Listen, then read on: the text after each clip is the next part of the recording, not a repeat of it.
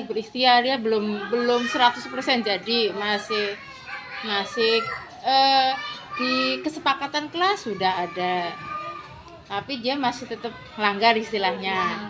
Dikasih pemahaman anak yang disiplin seperti apa, dia tahu, bisa jawab. Kalau tante disiplin, kamu ikutin aturan enggak, jadi dia tahu gitu kan. Tadi anaknya sebenarnya cerdas banget. Nah, sekarang itu kemarin kita lagi berikhtiarnya kasih alternatif kegiatannya lebih banyak. Kalau teman-temannya mungkin dikasih kegiatan 2 macam, karena dia sudah biasa sudah selesai, makanya akhirnya tambahin kegiatannya gitu. Dikasih baca buku dia sudah lancar, jadi cepet sendiri gitu. Kemarin saya barusan akhirnya udah dibikin kegiatan apa yang dia yang penting kamu bisa jadi anak disiplin. Belum waktunya keluar kelas, jangan keluar kelas dulu. Ada kesepakatan kelas, ada lagi dikasih tambahan kegiatan. Terus sekarang itu lagi dikasih, ya mau nggak mau, karena kita tahu sih sebenarnya dia anaknya cerdas banget, tapi yaitu mungkin otaknya fokusnya ya loncat-loncat pingin apa gitu. Jadi ada asesmen awal pas anak mendaftar ya. Nah, mendaftar itu ada asesmen awal selama 2 kali. Nanti kalau kebetulan di sini ada buku itu yang lulusan psikolog. Nanti kalau kita ada standar indikatornya kan, anak-anak seharusnya usia dini umur sekian itu dari beberapa aspek itu yang harus tercapainya ada. Nanti kalau ada indikasi yang tanda petik, biasanya nanti akan kita arahkan ke asesmen ke lebih yang ahlinya. Ya tadi kalau kami itu ada kebetulan kemarin kita baru karena kalau lembaga kecil itu pengen anak-anak itu tampil apa adanya di rumah seperti apa, di lembaga seperti apa, biar kalau ada sesuatu yang tadi emosinya belum, nalarnya belum tumbuh dan yang lain kita tahu. Makanya kerjasama sama orang tua itu penting banget. Ada yang apalagi anak-anak yang tanda petik ya, anak-anak yang riwayatnya dia pernah speech delay, keterlambatan, itu biasanya di sosial emosi akan bermasalah. Nggak lihat, alhamdulillah sekarang lagi aman. Biasanya kita kalau anak tantrum adalah gurunya yang pertama, kuncinya di gurunya. Saya ada SOP-nya sebenarnya, gurunya harus tenang dulu.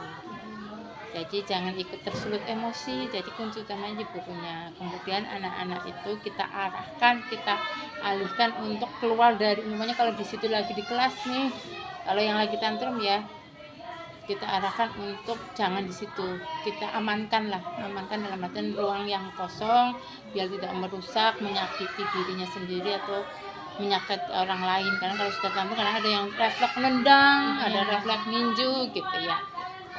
Nanti biasanya gitu penanganannya. Kalau sudah biasanya kita kasih waktu, kamu mau marah dulu boleh, ini namanya marah, kamu lagi apa, kemudian masalahnya apa nih, kita gali.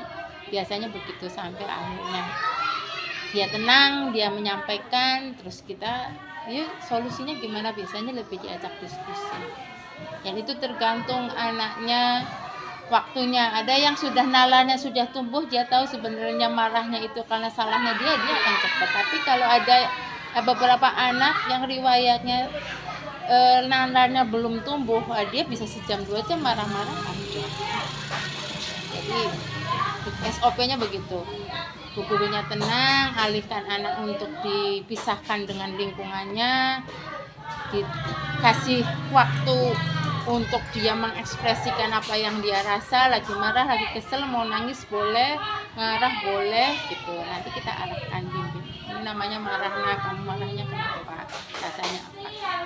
Biasanya lebih begitu. Tapi yang tadi yang masih belum mengkontrol dirinya, yaitu ambil mainan dengan merebut, tidak bicara baik-baik, atau kesenggol temennya, marah gitu. Nah, yang seperti itu gitu pembahasannya. Kecuali anak-anak yang spesial tadi, biasanya anak spesial itu akan beda sendiri ya penanganannya gitu.